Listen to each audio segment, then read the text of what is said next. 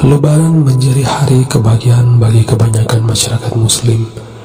Momen ini banyak dimanfaatkan umat Muslim untuk berkumpul dengan keluarga dan kerabat. Tapi bagaimana jika hari kemenangan usai menjalankan ibadah puasa Ramadan itu diwarnai cerita horor? Kisah ini menimpa seorang ibu bernama Martini. Cerita horor ini terjadi pada tahun 2002. Saat itu malam menjelang Lebaran Idul Fitri. Seperti biasa kaum ibu-ibu pada umumnya, malam itu Ibu Martini disibukkan dengan menyiapkan kue-kue dan makanan untuk disantap esok harinya. Sementara itu di luar rumah, sayup-sayup suara takbiran menggema di pelosok kampung Martini. Ibu Martini ini memiliki dua orang anak. Anak pertamanya bernama Bambang, berusia 23 tahun dan sudah bekerja. Sementara anak keduanya bernama Mulia, kelas 3 SMP.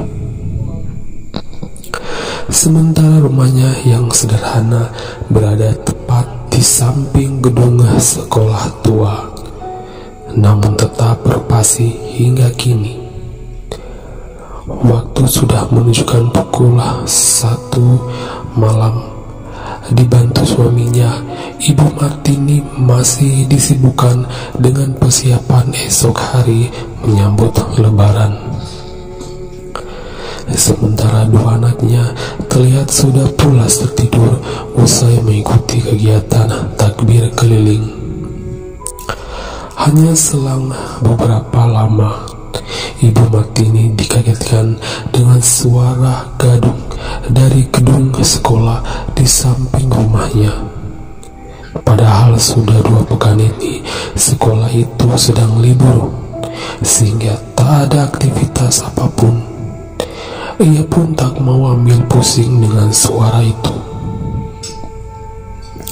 Tak lama kemudian suaminya berpamitan hendak tidur karena hari sudah larut. Karena esok paginya harus bangun pagi untuk melaksanakan sholat Id. Sementara itu Ibu Martini kembali ke dapur satu menyelesaikan pekerjaan rumahnya. Kue-kue yang ia bikin sejak sore hari dimasukkan ke dalam toples, lalu diletakkan di meja tamu yang sebelumnya sudah dirapikan. Tak terasa waktu sudah menunjukkan pukul 3 pagi. Tiba-tiba ketukan pintu terdengar dari arah depan.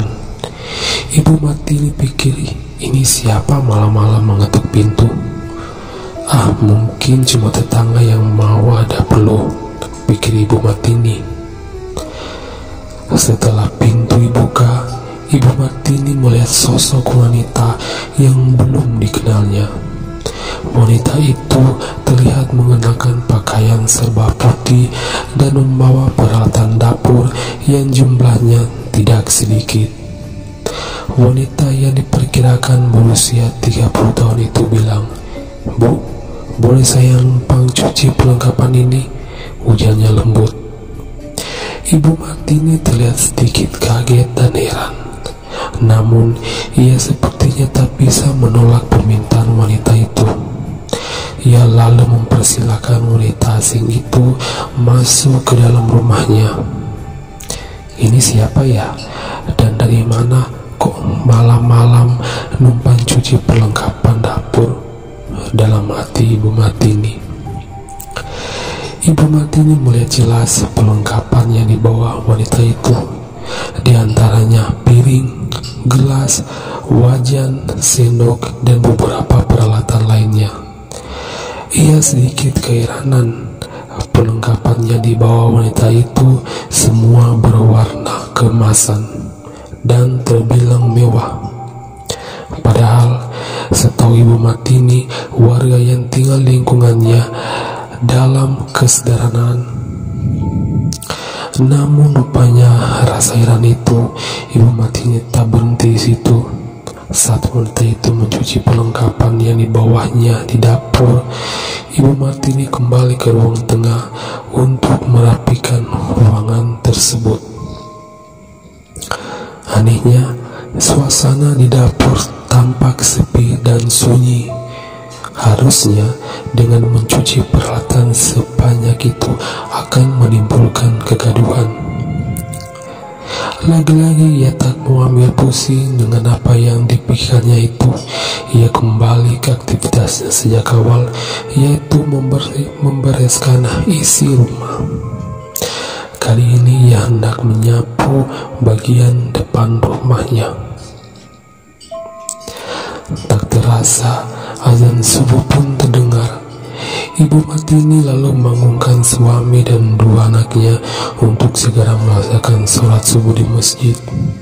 Setelah mereka berangkat ke masjid, Ibu Martini kembali ke dapur. Aneh, wanita yang semula numpang mencuci peralatan itu sudah tidak ada. Padahal sejak tadi Ibu Martini berada di depan. Lalu lewat mana ia keluar dari rumah?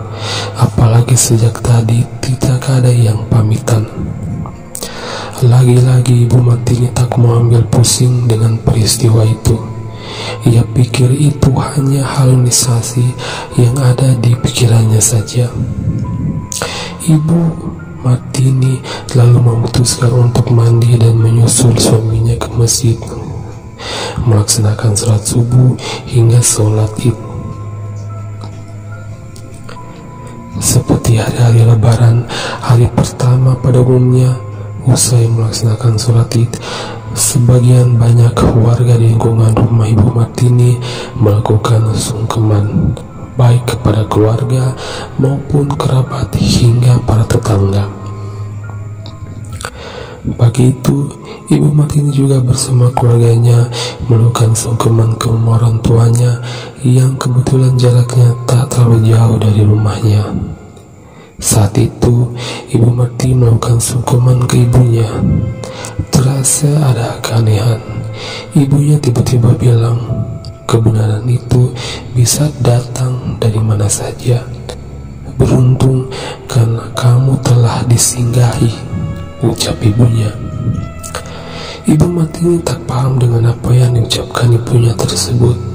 Namun ibunya seperti enggan menjelaskan ucapannya itu. Ia hanya meminta Ibu Martini menunggu waktunya tiba.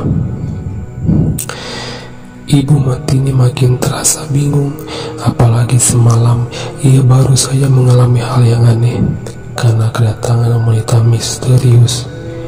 Ucapan ibunya itu lalu dibiarkan begitu saja. Ibu Martini dan keluarganya lalu pulang ke rumahnya. Karena suasana lebaran, ia pun tak memikirkan peristiwa semalam dan ucapannya ibunya itu. Tamu pun berdatangan silih berganti ke rumahnya. Mereka bergiliran bersalaman saling maafkan. Namun ada yang aneh. Ibu Martini menyaksikan suaminya hanya terdiam terus dari tadi.